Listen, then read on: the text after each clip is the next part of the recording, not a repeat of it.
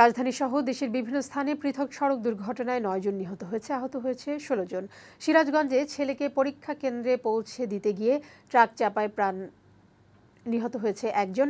ঢাকা পাবনা মহাসড়কের উল্লাপাড়ায় এই দুর্ঘটনা ঘটে। এদিকে গোপালগঞ্জে সড়ক দুর্ঘটনায় ব্যাংকক কর্মকর্তা সহ ২ জন নিহত হয়েছে। এতে আহত হয়েছে আরও ১৫ জন। প্রতিনিধিদের পাঠানো তথ্যচিত্রে ডেস্ক রিপোর্ট।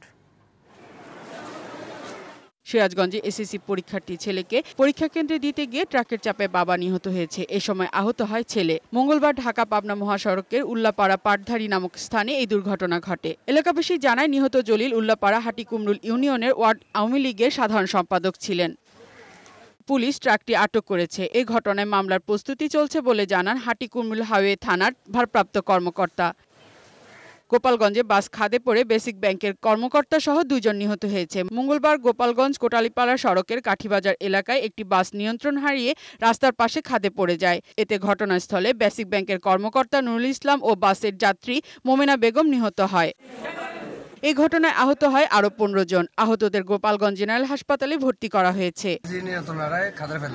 মেহেরপুরে মুজিবনগরে পিকনিকের বাসের ধাক্কায় গরিপুর নামক স্থানে এক কৃষক নিহত হয়েছেন। এদিকে জয়পুরহাটের পাঁচবিবির মাতাইশ মঞ্জিল এলাকায় একটি বালুবোঝাই ট্রাক্টরের চাপায় এক ভ্যান চালক নিহত হয়। এছাড়া রাজধানীতে আলাদা ২টি সড়ক দুর্ঘটনায় নারীসহ ৩ জন নিহত হয়েছেন। মঙ্গলবার ভোরে রাজধানীর মালিবাগ ও বারিধারায় এই দুর্ঘটনা দুটি ঘটে। ডেস্ক রিপোর্ট, বৈশাখী সংবাদ।